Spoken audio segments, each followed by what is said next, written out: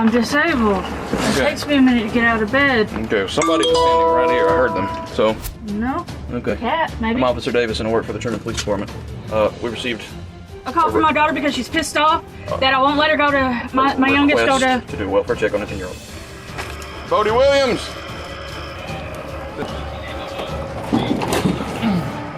Saved your life, Kevin. I got you. All right, that's fine. If everybody would, please pick an officer, turn around, put your hands behind your back. Buddy, you still got the dogs back there? Where's those dogs at? There are calls that change an officer forever. Not the high-speed chases, not the armed standoffs, not the nights when everything goes loud and fast and dangerous. The ones that change you are quiet. They are the calls where you walk through a front door expecting something manageable. A wellness check, a neighbor's concern, a form to fill out, a box to tick. And then the door opens, and you understand in a single breath that the world inside that house has been broken for a very long time. On a morning that started like any other in the small town of Trumann, Arkansas, 2 patrol officers responded to a welfare check. The call was routine on paper. A 10-year-old child, a concerned report. Someone had noticed something was not right. What those officers found inside that home would not leave them when they drove away. It would not leave the community when the story spread. And it would not leave anyone who watched the body camera footage when it was later released to the public. Inside that house, a child was living in conditions that most people cannot imagine. Inside that house, officers found drugs, filth, and an odor so overwhelming it stopped them at the threshold.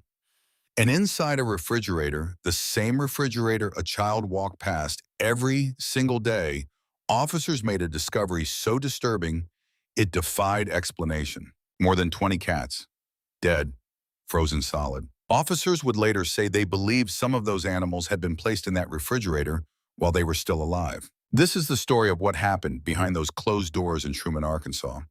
This is the story of a child who needed someone to open that door.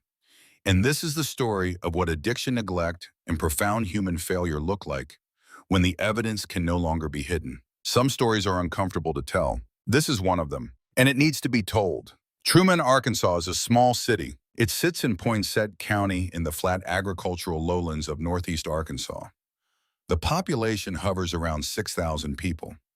It is the kind of place where most residents know their neighbors, where a face out of place gets noticed, where community ties are real, and where people generally look out for one another. That matters, because in a town of that size, when something is wrong inside a home, there is always a chance someone will notice. Someone did. The call came in as a welfare check for a child, a 10-year-old.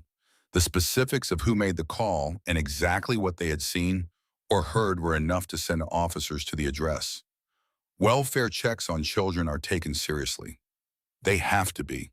A child cannot call for help on their own. A child cannot walk away. A child is entirely dependent on the adults around them to provide what they need: food, shelter, safety, stability. When an adult in a child's life fails at that responsibility, the child has no recourse. That is why other people have to notice. That is why the call was made. Officers from the Trumann Police Department were dispatched to the residence. On paper, the call was assigned a routine priority. Welfare checks are common. Many of them turn out to be misunderstandings. A neighbor hears shouting. A relative has not returned a call. A teacher reports a student coming to school without lunch 3 days in a row. Most of the time, officers arrive, check on the situation, and determine that everything is more or less okay. This was not going to be one of those calls. As the officers approached the address, nothing from the outside announced what waited inside. The house was like many others on the street. A structure, a front door, windows, the ordinary physical shell of a home. They had no way of knowing, standing on the outside, what had been happening inside. That is often how it works with cases like this one. The suffering is invisible from the street. The neglect is hidden behind walls. The child inside does not wave from the window. The child inside has learned the way all children in crisis learn to accept the world they are given because they have no frame of reference for anything better. The officers knocked. The door opened. And in that single moment, the call stopped being routine. The odor hit them first. Officers who have described the scene in the footage and in subsequent accounts say the smell was immediate and overwhelming. It was the unmistakable smell of a home that had not been cleaned in a very long time. Decomposition, filth, something chemical underneath it all. Something that did not belong in any home where a child was supposed to be sleeping, eating, doing homework growing up. They stepped inside, and what they saw confirmed what the smell had already told them. This child had been living in a place that no child should ever have to survive. Before we talk about what the officers found, we have to talk about how a home gets to that point. Because houses do not become like this overnight. They become like this through a series of decisions. Small ones at first, then larger ones, then a complete and total abdication of responsibility, so profound that the people living inside stopped seeing the environment around them at all. Addiction does that to a human mind. Methamphetamine specifically does something to the brain that researchers and addiction specialists have documented extensively. It rewires the reward system. It distorts perception. It narrows the entire focus of a person's existence down to one single priority: obtaining the drug and using the drug. Everything else, hygiene, meals, relationships, parental duties, the basic maintenance of a living space, falls away. Not all at once, gradually. The first wrong decision in a case like this is rarely the most dramatic one. It is quiet. It is the moment when someone chooses the drug over the child for the first time and tells themselves it is temporary. It is the moment when a pile of trash is left for later and later never comes.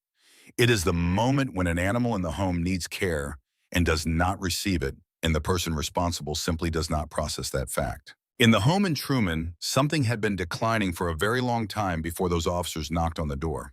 The child inside was 10 years old. 10 years old is old enough to understand that something is wrong.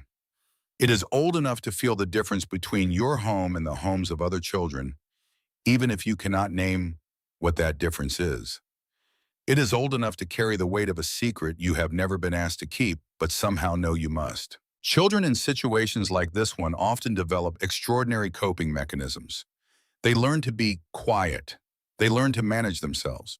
They learn to disappear into school during the day and reappear in the chaos at night without drawing attention to the thing that is happening to them. They protect the adults who are failing them because those adults are all they have. This child had been doing that. For how long, we do not know with certainty, but based on the condition of the home, it had been long enough. The point of no return, the moment when the first wrong decision had cascaded into something irreversible, had already passed long before those officers arrived. What they were walking into was not the beginning of a crisis. It was the full, unobstructed view of one that had been building in the dark. The body camera footage tells the story better than any description can. But descriptions are necessary because the footage is difficult to watch. Officers moved through the interior of the home. What they documented was systematic, widespread, and severe neglect. Not the kind that comes from poverty alone. Not the kind that comes from a bad week or a bad month. The kind that comes from an environment where no one has been maintaining basic standards of human habitation for an extended period of time. Trash was everywhere. Not a pile in a corner, everywhere. Floor space was consumed by it. Surfaces were buried under it. Bags, containers, debris, the accumulated residue of a household where garbage had stopped being taken out and eventually had simply stopped being acknowledged. The smell that had hit officers at the door intensified inside. It was multi-layered. Decomposition was part of it. Animal waste was part of it. The acrid chemical undertone that experienced officers associate with the presence and use of methamphetamine was woven through all of it. The child was present. We will not describe the child's physical condition in graphic detail because this child is a human being and not a prop in this story. What we will say is that the officer's body camera footage shows them responding to the child with immediate concern. Their voices shift when they interact with the child. The procedural cadence of a welfare check gives way to something more personal, something instinctive, because they could see immediately what this child had been enduring. And then came the refrigerator. It is not clear from the available accounts whether an officer opened it looking for food, checking on the child's access to basic necessities, or following the smell toward its source. What is clear is that when the refrigerator was opened, what was inside stopped everything. Cats, more than 20 of them, dead, frozen solid, stacked in the refrigerator in the freezer compartments of the appliance. Some sources indicate the animals filled both sections. The sight was described by those present as unlike anything they had encountered. The working theory that emerged, one based on the physical evidence and the condition of the animals, was that at least some of the cats had been placed inside the refrigerator and freezer while they were still alive. Let that settle for a moment. The family had kept animals. Those animals were now dead, frozen, stored in the same appliance that a 10-year-old child would have opened every morning looking for something to eat. Officers called for additional units. The scene had moved far beyond a welfare check. When a scene becomes what this one became, the operational pace changes. Officers do not panic. That is their training. But the atmosphere shifts. More calls go out. More units respond. The conversation on the radio and between officers on scene becomes more clipped, more focused, more deliberate. The child was removed from the home. That was the immediate priority. Whatever else was happening, whatever else needed to be documented and investigated and processed, a 10-year-old child needed to be out of that environment. Child Protective Services was contacted. The wheels of that particular process began to turn. Inside the home, officers continued their search and documentation. Methamphetamine was found. Drug paraphernalia was found. The confirmation of what the smell had suggested was now physical evidence sitting alongside everything else that had been discovered. The adults associated with the residents, the people responsible for the child living in those conditions, were identified. Welfare cases involving severe neglect do not always result in immediate arrests. The legal process is more complicated than television tends to portray. Charges have to be specific. Evidence has to be documented properly. Statements have to be collected. But in a case with this level of documented neglect with narcotics, present with the condition of the animals, with a child living inside the path toward criminal accountability, was being built in real time. Body camera footage from the scene was secured. This would matter later, because body camera footage is objective. It shows what officers saw in the order. They saw it without editorial interpretation. When a case goes to court, that footage is not a story told by a prosecutor. It is a record. And in this case, the record was damning. The home was processed as a crime scene. Neighbors who had perhaps wondered about the house, about why the shades were always drawn, about why the child seemed quieter than other kids, about what that smell was on certain days, were now watching from the street as officers moved in and out. Sometimes a welfare check is just a welfare check. And sometimes it is the moment when the wall finally comes down. This was the latter. Interrogation rooms are deliberately ordinary. That is the design. A table, chairs, fluorescent light, a camera in the corner that everyone knows is recording. The ordinariness is intentional. It creates a contrast between the ordinary room and the very unordinary conversation that is about to take place. The adults connected to the residents in Trumann sat across from investigators. These were not hardened criminals in the traditional sense.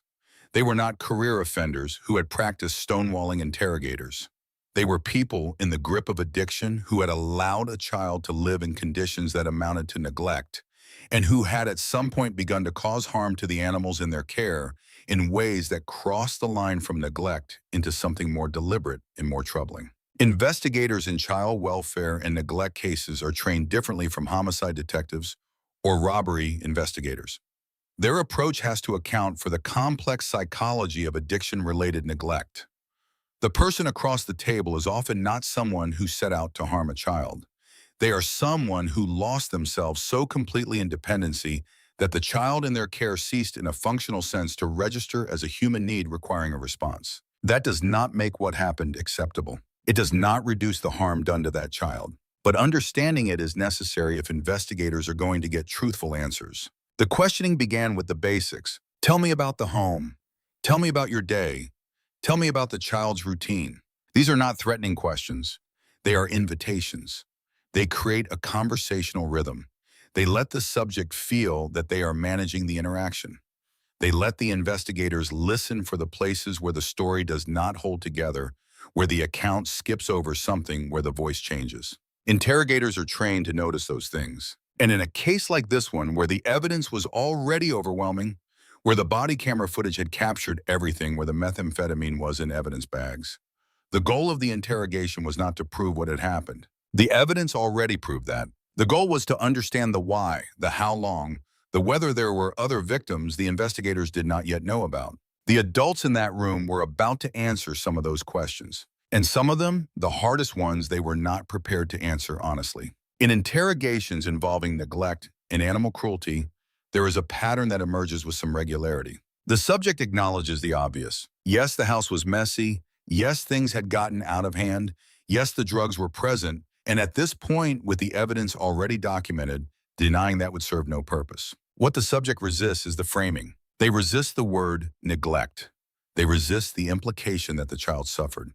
They construct in real time an alternative explanation for what the officers saw, one where the situation was temporary, where they were about to clean up, where the child was fine and did not complain, where things were not as bad as they looked. This is not necessarily conscious deception. For people deep in active addiction, the cognitive distortions that protect them from fully recognizing the harm they are causing are real.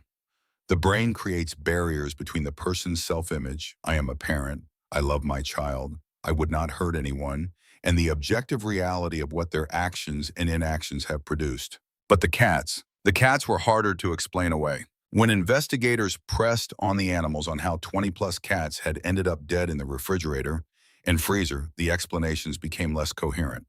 Accounts of how the cats died, accounts of when they were placed in the appliance, accounts of why. The story shifted. The timeline was inconsistent because there is no version of that story that makes logical, defensible sense. You do not accidentally end up with more than 20 dead cats in your refrigerator. You do not put a dead animal in a refrigerator by mistake. And when investigators presented the evidence that suggested the animals had been placed inside while still alive, the room changed. That is the moment in an interrogation where the carefully managed version of events begins to crack. Not necessarily with a confession, not always with remorse, but with the visible, undeniable weight of a person who knows that the space between what they are saying and what actually happened is no longer closable. Investigators documented everything. What was admitted? What was denied? The specific language used, the moments of hesitation, the moments where the subject looked at the table instead of the camera, the moments where the account shifted without prompting. All of it would matter because all of it was going to be part of what came next. Criminal investigations involving child welfare and animal cruelty intersect in a way that law enforcement and social services have increasingly come to recognize as significant. The connection is not coincidental. Research conducted over several decades has established what is now commonly referred to in criminology as the link. The documented correlation between animal abuse and harm to human beings, particularly children and vulnerable adults, is one of the more consistent findings in the study of family violence. In this case, investigators were working both tracks simultaneously. On the child welfare track, the documentation from the scene provided the foundation. Body camera footage showing the conditions of the home, photographic evidence of the trash, the drug paraphernalia, the state of the refrigerator, the child's medical evaluation following removal from the home, interviews with teachers, neighbors, anyone who had contact with the child, and might be able to establish a timeline of how long these conditions had existed. Teachers are often among the most important witnesses in neglect cases. They see children every day. They notice changes. They notice when a child who once participated in class goes quiet, when the lunches stop, when the same unwashed clothes appear day after day, when a child flinches at an unexpected sound. Teachers are mandatory reporters, which means they are legally required to report suspected abuse and neglect. But they are also human beings who build relationships with their students, and they often carry the weight of cases like this one long after the child has been removed from the situation. Whether teachers or school staff had made previous reports in this case is something that the investigation would address. On the animal cruelty track, investigators worked to establish the circumstances under which the cats had died and been placed in the refrigerator. Veterinary forensics, a field that is more sophisticated than most people realize, can establish through examination of deceased animals information about the manner and time of death. The condition of the animal's remains, the presence or absence of indicators of trauma, the state of the animal's systems, these things tell a story. The story the remains told was consistent with what investigators had already begun to suspect. Search warrants were executed for additional information. Phone records, financial records, any documentation that could establish a more complete picture of what life inside that home had looked like over the months and years leading up to the welfare check. Piece by piece, the case was built. It is painstaking work. It is not the dramatic rapid-fire investigation that fictional crime shows portray. It is document requests and laboratory results in witness interviews and timeline construction. It is prosecutors reviewing evidence and determining what charges can be proven beyond a reasonable doubt. It is slow, but it is thorough. And in this case, the evidence was extensive. The body camera footage alone was enough to establish conditions that any jury could see with their own eyes. You did not need an expert witness to explain what a house full of trash and methamphetamine and 20 dead animals in the refrigerator meant for a 10-year-old child living inside it.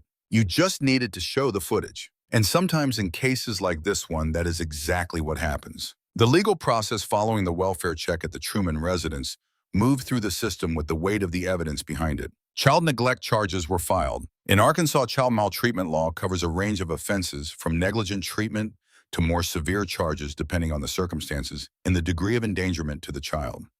The conditions documented in the home, the drug paraphernalia, the state of the living environment, the absence of basic necessities, provided the basis for charges that reflected the seriousness of what had occurred. Drug-related charges were added. The methamphetamine found in the home carried its own legal weight. Possession in the presence of a child is treated as an aggravating factor under Arkansas law. It is not simply a drug charge. It is a drug charge compounded by the fact that a child was exposed to controlled substances in what was supposed to be a safe and protected living environment.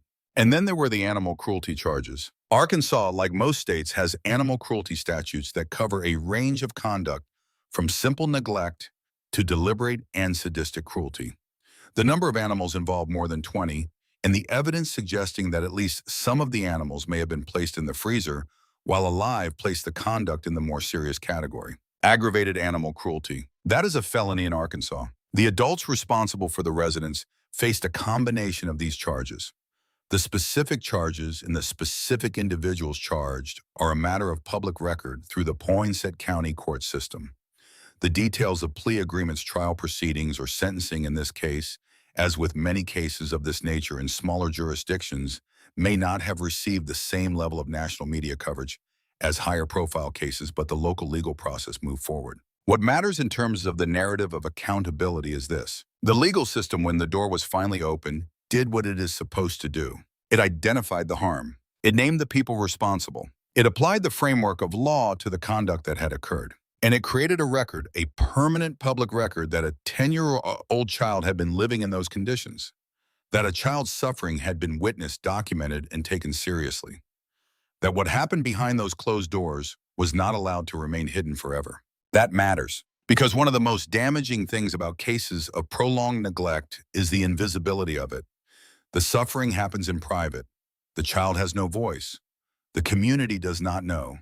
And the absence of accountability sends a message, consciously or not, that the child's welfare was not a priority worth protecting. The charges filed in Trumann sent a different message. And for the child who had been living inside that house, that message was important. What the interrogation footage in cases like this one reveals is not just information about a specific crime. It reveals something about the psychology of neglect. And understanding that psychology is not about excusing what happened. It is about recognizing how it happens so that we can identify it earlier, intervene more effectively, and prevent the next case before the welfare check becomes necessary. Methamphetamine addiction operates on the brain's dopamine system in a way that creates a psychological profile specific to long-term stimulant use. Paranoia is common. So is hypervigilance, alternating with periods of profound inattention. The cognitive narrowing that addiction specialists describe, the inability to prioritize anything other than the drug, reduces something that looks from the outside like indifference, like cruelty, like choosing not to care. But from the inside, for the person in active addiction, it often does not feel like a choice at all. It feels like being trapped. That is not a defense of what occurred in that Trumann home. It is a framework for understanding how a parent who perhaps once loved their child arrives at a place where that child is living in filth, surrounded by drug paraphernalia with dead animals in the family refrigerator. The descent is not sudden. It is gradual. Each step feels in the moment like a small compromise, like something that can be undone. And by the time the cumulative effect of all those small compromises becomes visible, becomes undeniable, the person at the center of the neglect has often lost the perceptual capacity to see their own situation clearly. The interrogation footage reflects this. The subjects in cases like this one often genuinely believe in the moment of questioning that their version of events is partially true, that the house was not that bad, that the child was doing okay, that the animals died of natural causes, and the decision to store them in the refrigerator made a strange kind of sense at the time. This is not performance. This is the cognitive distortion of addiction operating in real time. Skilled investigators know this. They use techniques designed to navigate around those distortions rather than confronting them head-on. The goal is not to shame the subject into a confession. Shame tends to produce defensiveness, which closes the conversation. The goal is to create enough psychological space for the subject to begin moving toward the truth, which often means moving toward their own accountability without triggering the defensive mechanisms that keep that truth locked away. It works more often than you would expect, because underneath the distortion, underneath the denial, there is often a person who has not entirely lost the capacity for self-recognition. Who knows somewhere in the part of themselves the drugs have not fully reached that what happened to that child was wrong, that they failed, that the cats should not have died the way they did. Getting to that person, the one who knows, is the work of an interrogation in cases like this. And sometimes in the room you can see the moment when the wall comes down, not dramatically, not with tears and a full confession and a moment of cinematic redemption, just quietly. A stillness, a look down at the hands, a breath that takes slightly longer than the ones before it, and then sometimes the beginning of the truth. We have been careful throughout this account not to reduce the 10-year-old at the center of this story to a detail in someone else's narrative. That child is not a detail. That child is the reason the call was made, the reason the officers drove to the address, the reason the investigation was opened, the reason the charges were filed. That child is the entire point. We do not know the child's name. We do not know from public accounts the full circumstances of the child's life before this moment was captured on body camera footage. We do not know what that child's days looked like, what they thought about at school, what they hoped for, what small things gave them comfort inside a home that offered so little of it. What we know is that the child was there, that the child had adapted to that environment in the way that children always adapt, because children are extraordinarily resilient, not because the conditions were acceptable, but because survival requires adaptation and children are built to survive. What we know is that the child opened their eyes every morning in a home filled with trash and the smell of decay and the presence of drugs and the knowledge, perhaps unspoken, that something about their life was different from other children's lives. What we know is that at 10 years old, a person is young enough to be changed by what happens to them and old enough to remember it for the rest of their life. There is a conversation that happens in social work and child welfare circles about the concept of adverse childhood experiences, what researchers call ACEs. The research is extensive and it is sobering. Children who experience neglect, exposure to substance abuse in the home, and other categories of adverse experience carry those experiences forward into adulthood in ways that affect their health, their relationships, their ability to trust, their capacity to build stable lives. This is not destiny. Children are not defined by what is done to them. Resilience is real. Healing is possible. With the right support, consistent, patient, long-term support, children who have lived through profound neglect can and do build lives that are full and meaningful in their own. But that support is not automatic. It has to be provided. It has to be sustained. And it has to begin with the recognition that what happened to this child was serious. Not a minor lapse in parenting, not a temporary difficult period, but a sustained failure that caused real harm and that will require real ongoing attention to begin to repair. We do not know where this child is now. We hope they are safe. We hope they have people around them who see them fully, not as a case number, not as a welfare check, not as the kid from the house in Trumann, but as a full human being with a future that is still entirely open. We hope that child knows, in whatever way a child can know such a thing, that the call was made because someone cared, that the officers who walked through that door were doing the job of a community that was supposed to protect them, and in that moment finally did. 10 years old is young enough to still be protected. It is young enough for the ending of the story to be different from the beginning. And in this case, the ending is still being written. Every case like this one carries within it a set of lessons, not comfortable ones, not the kind that allow us to locate the problem in a single person or a single failure and feel assured that we would have recognized it and acted sooner. The lessons in a case like this are systemic. They ask uncomfortable questions of communities, of institutions, of all of us. The first lesson is about visibility. Neglect is invisible by design. It does not announce itself. It happens behind closed doors in homes on ordinary streets in ordinary towns. It happens to children who go to school and sit in classrooms and pass other kids in hallways and carry the weight of their secret lives without ever being asked the right question in the right way by the right person. The welfare check system exists precisely because neglect is invisible. It exists as a mechanism for making the invisible visible, for sending someone to the door when other indicators suggest that something may be wrong. But welfare checks do not happen automatically. They happen because someone makes a call, someone notices, someone decides that their discomfort, the discomfort of getting involved, the discomfort of perhaps being wrong, the discomfort of disrupting their own day is less important than the possibility that a child needs help. In the Trumann case, someone made that call. That person may never know the full impact of what they did. They may never know how the child is doing, whether the charges were pursued, whether the outcome was what it should have been.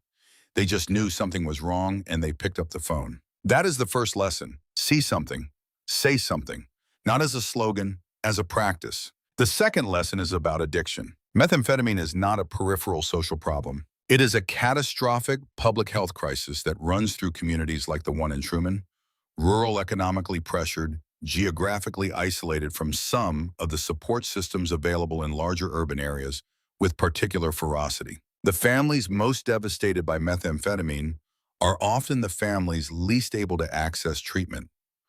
Cost, availability, stigma, and geographic barriers all combine to make recovery a path that is far easier to describe than to walk. The children in those families, children like the 10-year-old in this case, are the collateral damage of an addiction epidemic that we have not adequately addressed as a society. They did not choose this. They did not inherit this. They were handed it. And the question of what we owe them as a community, as a system, as a country, is one we are still failing to answer adequately. The third lesson is about animals. The cats in the Trumann refrigerator were not incidental to the story of this case. They were a piece of evidence about the moral and psychological state of the environment inside that home.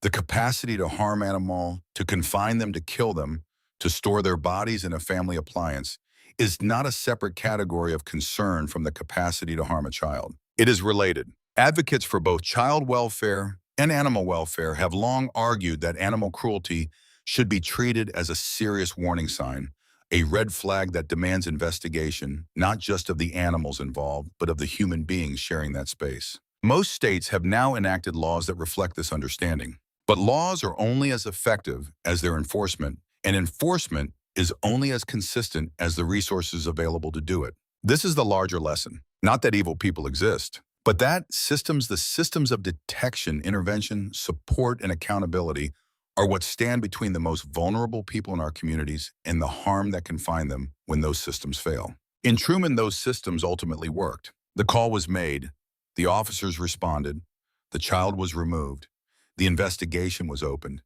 the charges were filed. But the question which we should all be asking is not just what happened after the door was open. The question is, what was happening while the door was closed, and whether we could have opened it sooner. Welfare checks are filed by the thousands every day across the United States. Most of them are resolved without incident. Most of them are calls that end with an officer nodding, filling out a form, and driving away satisfied that everything is fine. Some of them are not. Some of them end with an officer standing in a kitchen in a small town in Arkansas, looking at a refrigerator and understanding that the world they walked into is one that should not exist. Some of them end with a child being carried out of a place that was never a home into a world that is now, for the first time in a very long time, being asked to do better by them. The name of the child from Trumann is not known to the public. It should not be. That child's name belongs to that child, and to the future that child is still building, and to the people who will one day love them without condition and without the cloud of what happened in that house following them into every room.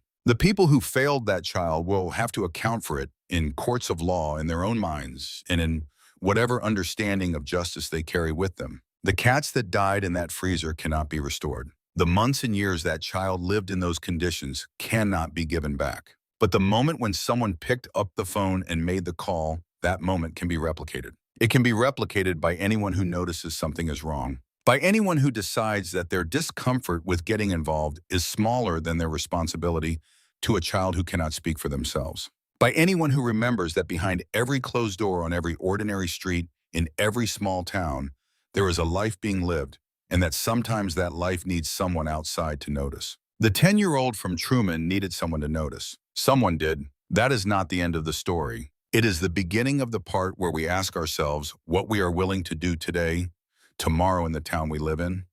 On the street we drive down every morning to make sure that the next child who is waiting does not have to wait as long. If you are watching this and something feels familiar, a neighbor, a relative, a child at your child's school, trust what you are feeling. Make the call. You do not have to be certain. You do not have to have proof. You just have to care enough to say something is not right here, and someone needs to know.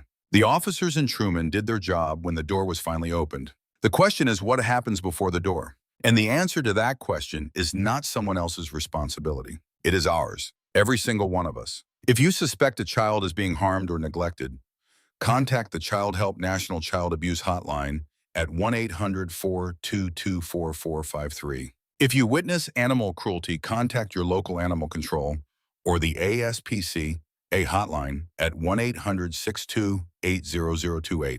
These calls matter, every single one.